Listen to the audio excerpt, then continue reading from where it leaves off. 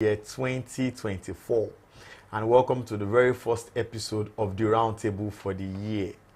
On the Roundtable, we analyze the big news issues, happenings in the polity, and breakdown of political trends for the week. My name is Segun Odunayo, and I have with me two regulars. I think they are refired to fire this year. Mohammed Lawal is to my right, and to my left, I have Amid Lawal.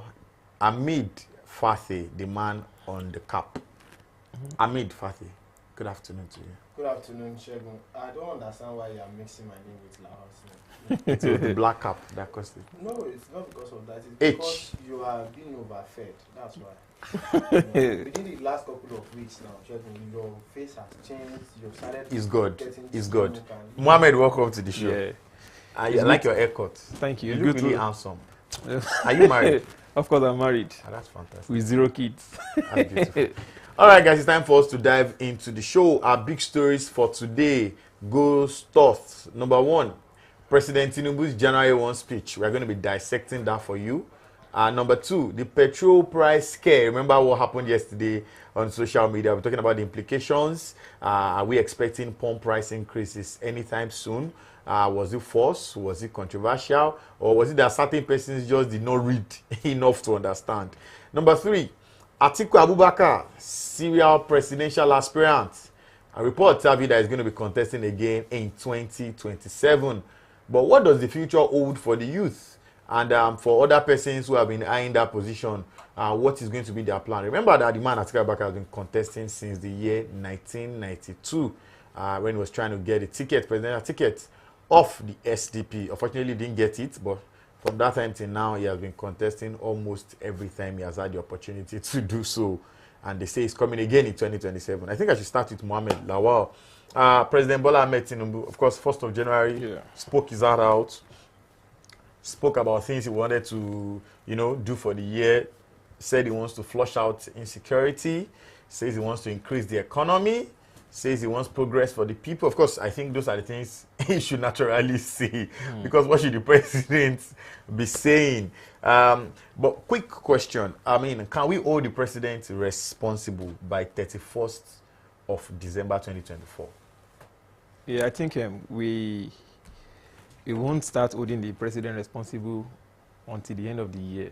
We will start holding him responsible From the beginning. from the beginning, you understand? At the moment, we can't, overly crucify him for not really making it the way we want it to look like, you understand? But if you look at his actions, you will see that he has been, up to the task, by taking necessary action to ensure that, Oh, really? He has been up to the task? so to say, you understand? okay. We can see if there are some moves, you understand? Yeah. He's responsive. Yeah. We don't forget that during the time of Buhari, Yeah. we didn't have someone to address the nation. Yeah. And I think this is the second time or third time he's addressing the nation generally, you understand? Yeah. That is a character, that is a progressive character, you understand? I think we should expect something better, you understand? This is not to support You are him. quite optimistic. That's unusual. What changed? It is a new year, you understand? So following the, looking at the masses, looking at them 31st night, you see that a lot of people, over 90% of Nigerians are in the worship centers, you understand, praying to God that we want this year to be better for us, you understand? We should drive towards, that optimism rather than, deviating from there by being, negative, So from next week, thereabouts, we can start bringing in fire when we don't see anything, from, let me say, from January 20, when there is no changes, when there is no, no good news, we'll start firing. But for now, let us still give them the benefit of doubt for the, opening of the new year. Okay, so we are doing this for a month. Yeah, very well. Okay, that's Mohammed Lawal. Now, very quickly, over to Amid Fathy. I don't know if you have turned a new leaf, because I know you to be very critical, of course, rightly so, when it needs to be done. Amid, is there hope for the common man in this country? Looking at what the president has said, of course, I'm still going to dissect it, but is there hope? Do we have any hope, or are those just rhetorics? The sad truth is that there is no hope for the common man. Why do you think so? Nigeria, I do not see any way we can progress as a country. Why? It is not only to our leaders alone, but even to us as citizens. Nigeria cannot progress. How can we make Nigeria progress? Just a few weeks ago, Shegun, Yeah. I was coming. I was traveling on Lagos by the expressway. I was coming from Ibadan to Lagos. It was on a Wednesday.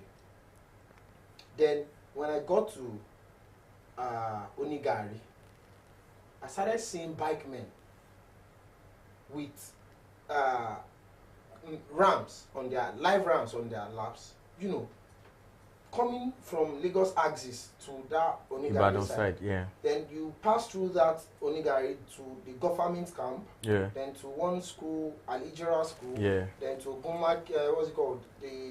I've forgotten the name of that road. Down Google to Maraji axis. no. Okay, you've I'm not saying gotten coming there. back to Lagos now. Okay, coming back to coming Lagos. back to Lagos. Okay. So then you would see Alapako area. Then Yes. you see this church, Foursquare Church. Yes. Yeah. So that between that Foursquare Church and Onigari, I was seeing bike men coming from Foursquare Church axis Yeah. to Onigari side with Yeah. live rams on their legs. Where are these people getting? That's still closer to Ibadan than down Exactly. here. Yeah. Where are these people getting rams from? Then by the time I get very close to Foursquare, I realized that a trailer was in an accident. A trailer filled with Rams. fell. Wow. Live rams. And instead of Nigerians to help the farmer who was in an accident, rescue him from losing his lives, They were stealing his they were goods. stealing his goods. At the end of the day, I later heard, even though unconfirmed, that the trailer was dragged with live rams inside. Now, this is a Fulani or an Hausa man or Yoruba man or an Igbo man who is coming all the way from maybe Sokoto State. When we did we did a report when we did Ileya, the big celebration of the Muslim, the Eid al-Kabir, what's it called, middle of last year. What the amount they bought diesel to transport rams from the north down to Kara here in Lagos is about 189,000. Now that was when subsidy haven't been removed. Do you get? Yeah. Now, subsidy is in full effect, and these people would have spent nothing less than ₦1 million to transport the rams from the north down to down to this place. Now, with hundreds of cattle was stolen from that man. Is that why you said there's no hope for the common man? There is no hope, because even the common man himself is not doing anything in the right direction. Because if it is a country that we want to be progressive for ourselves, we should instead not steal someone's. Do you know the years, the months they've used to rear those cattle before they became ripe enough to be killed? Then they stole it from them. I honestly do think that in every society there are the bad eggs. I mean, it's so normal. you are But telling me that what will the president now? What can he do to better the lives of the common man in Nigeria? Do you think those statements he made on the 1st of January are just rhetorical statements, or do you think these are action ideas they for are the rhetorics. people? Why? They are rhetorics. We've continued. Mohammed was saying that the action, the body language of the president since he came on board was looking in favor of the masses, and you say they are rhetorics. Of course, I'm not saying it should be on his side, but I'm saying why do you think so? Good. When President Tinubu, he came to Lagos for the Christmas and New Year holiday, right? Yeah. Did you watch the videos? What videos? Of his convoy, of people complaining or his convoy? People saying that they are hungry. Yes, I agree. People were shouting at the president at his own home state that they are hungry. That tells you the real, practical, this reality of what is going on in Nigeria. It is not the words of the mouth of the president that will change the dynamics of what is going on in the country. No. So you think he's not doing enough? He's not doing enough. But he's talking enough. They are saying that they want to distribute palliatives to people. Tell me, let people come out, let people ask people questions, go to the streets and take samples of the number of people that has even gotten the government palliative. That is what we are saying. This thing is, we are not getting anywhere. Over the years, Buhari came, said speech, told us there is change, told us there is next level. Jonathan did the same, Yar'Adua did the same, Obasanjo did the same. We are still in the same place. In fact, it is getting worse. So it is almost as if we have leaders who have continued to just massage where we are at. The refinery, the Port Harcourt refinery is almost 100% back. Shegun. Sorry, almost 65% back, please. Shegun, the federal government of led by President Bola Ahmed Tinubu said by the end of 2024, Nigeria is expected not to import petrol. PMS at all, yeah, because all the three refineries will be working optimally. We have in Nigeria will be working optimally. Yeah. The refinery is there. I'm telling you, on this show today, that by December we will be here, and I will tell you that that promise is just a regular promise. Anyway, I may believe you on this, because I remember when the president came on, the NNPCL, now NNPCL boss Mele Kyari was saying that before the end of the year, that the Port Harcourt refinery was going to be working. Now, as at the 1st of January 2024, they said they had done test run. Let me take you back a little. Before Christmas, they said after Christmas, it will be back on. Of course. It will be back working. Because I remember a friend of mine and I were really monitoring, you know, and it was because he's a Nigerian in the diaspora, and he was really mocking the system. I said, no, I think the system should be. And I was saying, okay, we are. And then September, it is almost here. They were showing us pictures and videos, you know. It was showed on television stations and all.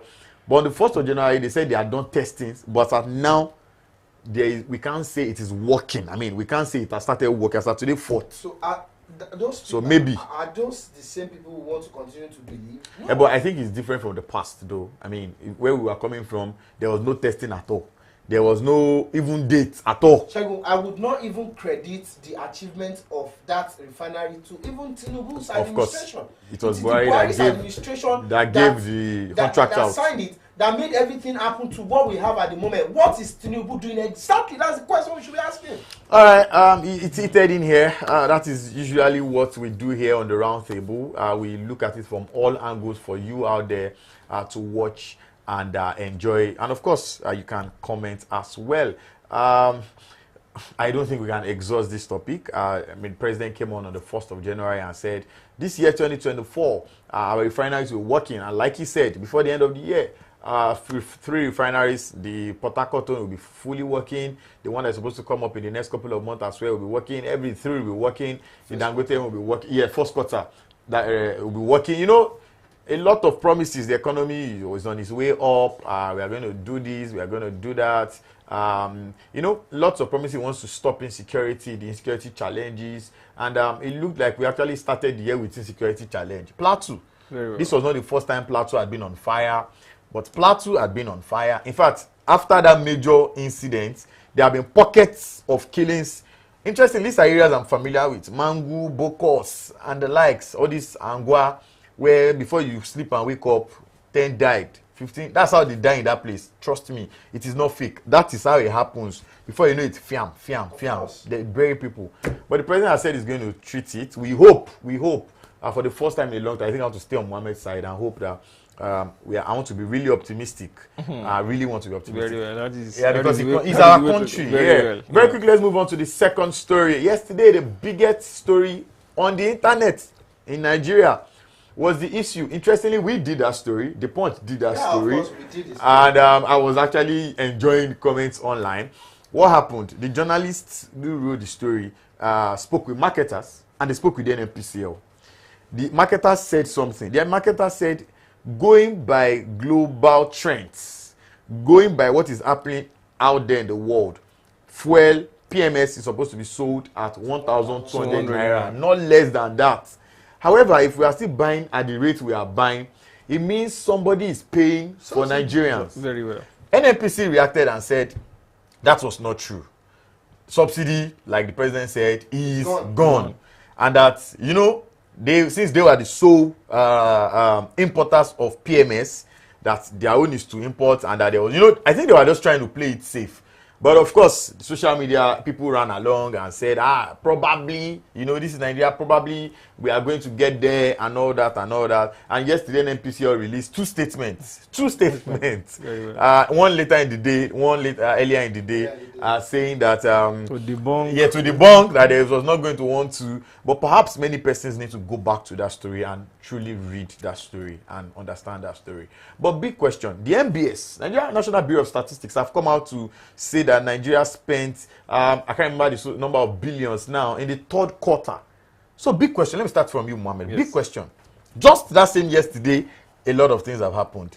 The marketers spoke, The journalists, of course, did their job and spoke to them. The NNPC reacted. Then they said it was a lie. There was no subsidy payment. But MBS, National Bureau of Statistics, obviously that is a government agency. So it's not like maybe they have a pact with the media or anything. Came out to say we spent so amount for jet fuel. We spent so amount for PMS in the third quarter. And what is the third quarter? January, February, March, first quarter. April, May, June, second quarter. June, July, August, third quarter. The president came on board in February, he got inaugurated in May. So meaning that the third quarter was under him as at the time first subsidy is gone. So who is lying, who is saying the truth? In as much as I would like to be optimistic, you understand, sometimes we have to say the truth. See, Nigeria is in a deep mess. You know, like what Adelabu or Adibu will call penkelements, you know, that is what we are in, you understand.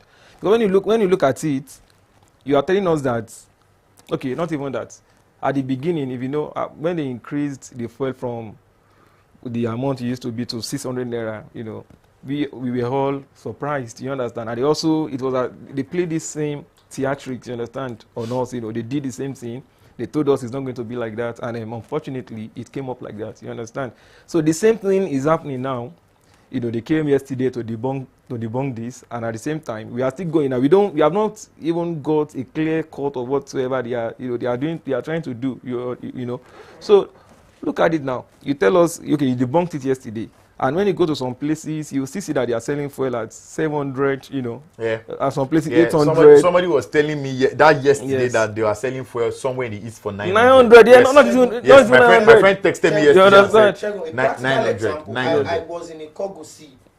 I went to Idori, Arrington, Ikogosi on Sunday. Enjoyment. Do you understand? Yeah. No, it's not about enjoyment. You know, I just try to at the end of know the world. Try to, you know, relax my head and all of that. Yeah. Do you get? Yeah. Our fuel almost got exhausted on the road, and a petrol station around was it Ikere, Ekiti, or I can't remember. We bought fuel for about 850 naira per liter. Even you experienced it yourself. There was a viral video yesterday. I think a man was. Chego, it is terrible. A man was leaving a place to Ondo State. I think the man was leaving. Maybe was it Ibadan to Ondo State, and the man, you know, was to pay 20,000 naira for that transport fare. You understand? This is what they take, I think, 2,005, 3,000 naira. All of these things, you know, have become a really, you know, critical issues for Nigerians. You understand? Look at it now. There is a misconception, or no, not even misconception. There is a kind of impending rift between the statistic given to us by the MBS and what the NNPCL is saying. And these people, although even before now, they have been advocating, you know, they have been, you know, crying out, they have been screaming that there will be a kind of intermittent increment in petroleum, you know, price and so on. You understand? So I think the president, he has to speak. He has to be honest with Nigerians. If you look at it now. You know, during the time of Jonathan, there was this common language in Nigeria's political sphere. You know, pardon. You understand? Yeah. You told us that you don't even tell us at the point in time you have agreed that this particular billionaire will be used, and the Senate immediately, or the House of Assembly, they increase it to a certain amount to 447 billion. You know, comparing this to education, to the money budget for education, you know, for the education loan for students, 5 billion naira. But you guys are concerned about doing things that are trivial, you know, things that are not needed. You know, the commoners or the people, the masses, we are used to petroleum. There's no day we don't do without petroleum. We go to work. We use it for the people who are barbers. They use it for their generator. Everybody. There is, you know, even the epileptic. We have epileptic power supply in the country. You understand? We use this thing. This thing is very crucial to us. But you don't tackle this matter. You look at things that, you know, that are surreal, things that we don't even need, things that are even beyond, that will not even impact or impart the life of the masses. You understand? I think the president, in as much as, you know, we are giving him some time to show us his mandates or the supposedly renewed hope, he has to focus on this thing. We can't be hearing that these people are saying they want to do this for us. They will not do it. You come again and another thing, you will not do it. You know, even if it's one thing he wants to do, you should focus on it and do it. Rather than deviating from this, you go from this, you go to this, you go to this. We have a lot of problems in this country. You understand? You don't have housing, everything all together. You understand? 2.7 trillion. That was the amount that was spent in the third quarter for fuel subsidy by the federal government of Nigeria, as released by the National Bureau of Statistics. So I'm not speaking as Sheikh Ondwaya. I'm quoting the MBS. And even when you are writing a scholarly paper, for academics, the NBS is a very good source. I mean, they are one of the best authorities because these guys, that is their duty, that's their job. One of the best authorities. I mean, I'm just saying because you could quote foreign mediums as well, which in Nigeria probably better. So the NBS is saying that the NNPCL is lying. Yes or no? Yes, and I totally agree with the NBS on this. Do you know why? 2.7 trillion for PMS. Yes, if you remember that our organization, The Punch, did a story last year where we said that, where we revealed that the federal government is still paying for subsidy on the backside, which was also confirmed. I can't completely remember, but it was confirmed by an official of the government. I can't exclusively remember at the moment, but I remembered that they said they toned it down so that it would not be out there because of the statement that had already been made by the president. And I said it, if you could remember, when we had that episode of Roundtable, when the president made that statement, I said, this man is making a statement that will set him up. Now, the problem is that, do we actually want to live by the reality of completely removing the fuel subsidy of Nigeria, of the price of fuel? If we remove the fuel subsidy on Nigeria, the marketers are right. Then we should be buying. I said it that day. I was sitting there. I said we should be buying fuel about 1,500 naira. Yes, the marketers are right. The marketers are right. They know what they are saying because they are there. If subsidy was truly gone, if the subsidy is truly gone, then is subsidy truly gone? It is not gone. Is subsidy truly gone, Mohammed? You can see that there gone. is a dwindling increment in the price of this. We still have it, of course. We still have it. If you want the subsidy to be completely scrapped, then let it be fully implemented. Quick question, guys, before we leave this topic. Okay, now that we know subsidy is not gone, there is subsidy. Not according to me, I'll say once again, according to the National Bureau of Statistics. Why don't they pay this subsidy so that we can be buying fuel at what we used to buy, or even help us reduce it? Then when the refineries are working like they are saying, because the president has said by the end of this year, we'll stop importing. I don't think subsidy works that way. Even when they are paying subsidy, it means there will be an increment. There must be an increment. No. I'm saying they are paying. They are subsidizing for us now. Remember the Minister of Power, but in Nigeria, he's on the other way around. No. When they tell you they want to subsidize anything, you say, okay, they remove subsidy, and if oil went to 600 naira now. Yeah, that's what we are saying. Okay. If now it has been confirmed that payment of subsidies have continued, I am saying, okay, so since we know we pay 2.7 trillion for subsidy in the third quarter, as a country, Nigeria, the Nigerian government paid 2.7 trillion naira. Okay, why not increase it to say, I don't know what it will be, but say 8 trillion, so that our people can buy it for not 660 or not 600 or not 590, but 210 or 180.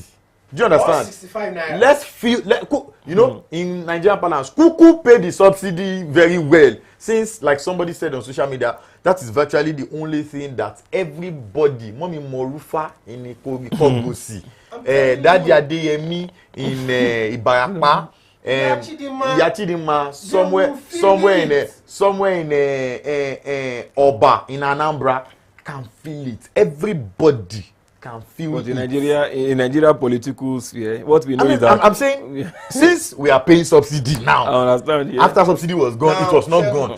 Can't you do that? Can't the government do that? The government will not do that. Why? Do you know why? They will tell you that the money that they are meant to use for that should be used for something else. And I'll give you a quick example. Okay. If you look at President Bola Tinubu, since his administration started, the FAAC, the Federal Allocation has been disbursing billions of naira to states. Yes. Do you understand? Even for palliative. Now, that money they are disbursing are monies that are meant to be used to make the lives of the people better. No. Yes, they are meant to make the life of the people better, but that money is meant for is probably should be going for subsidizing our fuel. Do you understand? That is what it should be. But it is going to the But we are not seeing the dividends of. I mean, let's use Ogun for example. Let's use Ogun for example. I mean, we are not seeing.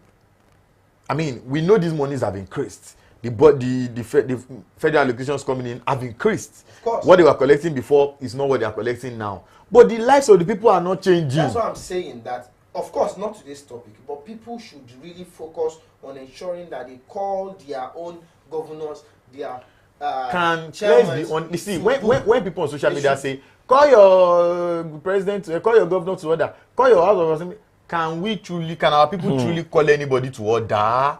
Yes, we can. Shegun. How? We can call our people to order. How? And the best These are way- powerless people. These are people who are trying to survive. The best way, this is not me inciting anybody here, but the best way to call the government to order is to protest. All right. We look for various options here on how Nigerians can have a better life. We prefer solutions. We analyze, we explore, we check it from all angles. But unfortunately, sometimes that is all we can do here. We can only prefer solutions. Sometimes our observations are not taken. Sometimes some of these persons who are supposed to be representing the people, sometimes they don't even care, and they probably show it in words, in deeds, and other examples. But very quickly, because of our time, we have to go to our third story. Reports filtered in recently that the Waziri of Adamawa, Atiku Abubakar, is going to be contesting again in 2027. These statements supporting discourse were made by his media aides and people who represented him in the last election, of course, the 2023 election. That is, right, 2024, now that was 2027, that's 3 years from now. I mean, Atiku Abubakar will be out in 2027. Do we need an Atiku Abubakar coming back? After he has been coming since he was in his 40s. Because he was in his 40s in 1992 when he tried to get the ticket of the SDP. Somehow, I think they stepped him down for Abiola. Then in 1999, he was vice president. In 2007, he came back with the AC. He lost. He came back again. He came back again when 2011, I think. Was he there in 2011? No, I think he was there in 2015. He lost the ticket he lost the primaries to Muhammadu Buhari. He was there in 2011 as well. ACN then. He won only in Osun State. Very well. In 2015, he lost the primary ticket to Atiku. To Buhari. In 2023, I think 2019, he decamped again, went to the PDP, lost again. Stayed in 2023. Oh my goodness. Do we need an Atiku Abubakar in 2027?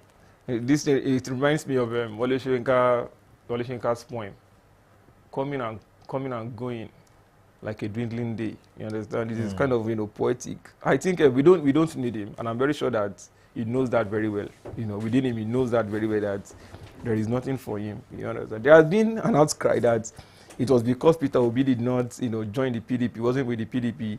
That is why, he lost the election and so on. If you look at the political landscape of Nigeria at the moment, we need, we need a youth.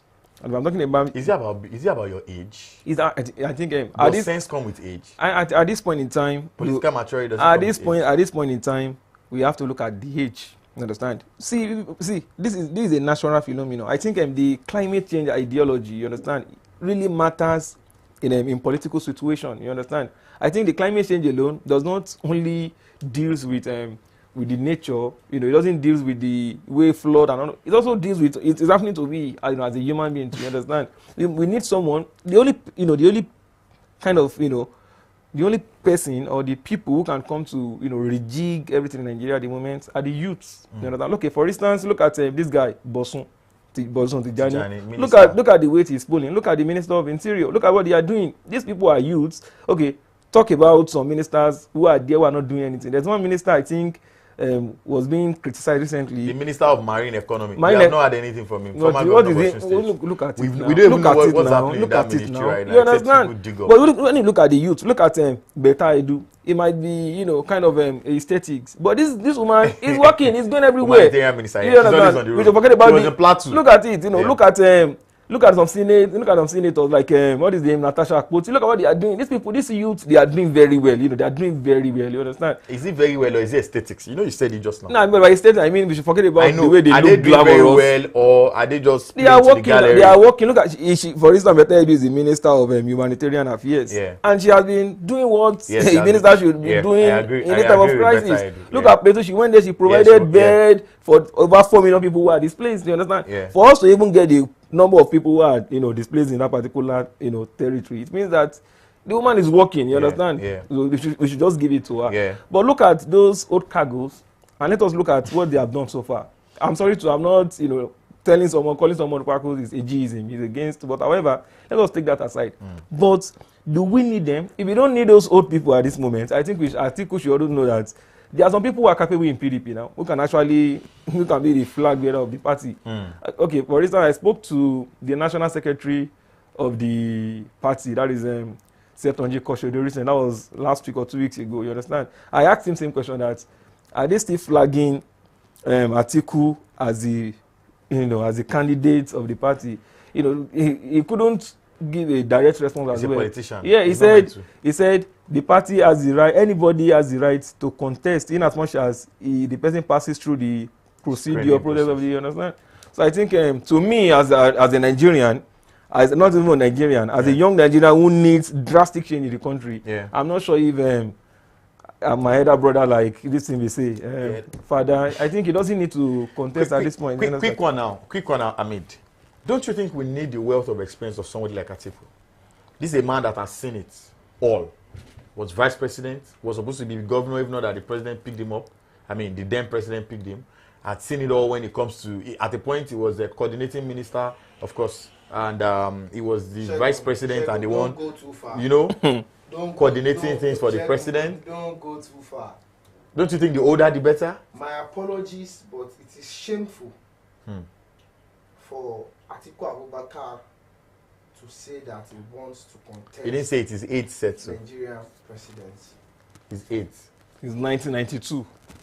This is a man that I've been contesting almost when I was giving birth to. And even me, he's not giving birth to someone and he still wants to contest. These are the questions that we should be asking ourselves. If someone that started contesting when I was a toddler is still contesting presidency at this time when I'm also giving birth to toddlers, then we should ask ourselves if the country is going in the right direction. Even you that you're asking this question, you have the might as a leader of a particular prestigious university in Nigeria over some years. You know what you were a trailblazer in your group. Why can't they give you I would say that if Atiku Abubakar is really planning to contest Nigerian presidency, then he's shameless.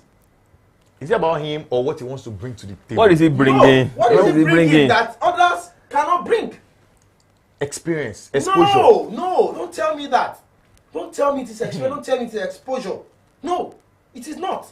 It tells you a story is a story of selfish interest, a story of greed, a story of someone who what are his chances of winning? Who believes? I do not see his chances of winning. Trust me. That man would go to the polls, and in fact, that's why I'm pained. Because someone like Tinubu should not be contesting. Remember recently, Professor if Atiku Abubakar is coming to contest presidency again in Nigeria, then it means that it's giving President Bola Ahmed Tinubu another platform to go another unparalleled 4 years without question. That's the truth. Oh, you think so? No, it's not that I think so. I know so. It is the dynamics of the result of this 2023 election that we used to judge. Why? Because Atiku Abubakar and Peter Obi obviously cannot come together again. That's the truth. And what if they do? They can't. It's not possible. That is there. Now, the problem is this. It's politics. Never. Shegun, Atiku Abubakar cannot be vice president to Peter Obi. We can't even serve as vice president. Peter Obi cannot serve as vice president to Atiku Abubakar. Now, this is the reason why I'm saying this.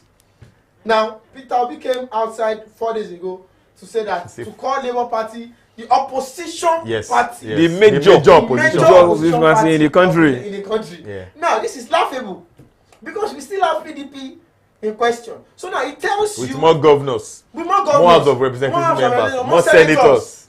Do you understand? So this tells you that there is already a pattern. There's a rivalry. Do you understand? There's a pattern of fighting for who is the main opposition party and who is the third opposition or the second opposition party. Which is another major. So that is a fight between opposition party. Then it tells you that the ruling party will continue to have a breakthrough without being questioned by anybody. So if someone like Atiku Abubakar is sensible enough, that is not shameless, that is wanting the progress of Nigeria, then he should sit back as a leader, then give his input as someone who is at the backstage trying to make sure that the country. You are saying we don't need gets the it. experience. We don't experience need- from the forefront. Yeah, we don't need it from forefront. if We it's need still- experience from the back. If Use it's that still showing, experience. if it's still showing interest, Shegun- what do we say about the likes of Saraki? Shegun, You know, who are even, what do you say about Saraki? What do you say about someone like Mata Asado? What do you say You about know, someone even- like Sowore? What do you say you about someone know, like Peter Obi himself? even Baba Ahmed something, Baba Ahmed Ahmed, Dati and so on. All of- These are young people who they are doing very well. Who we should be seeing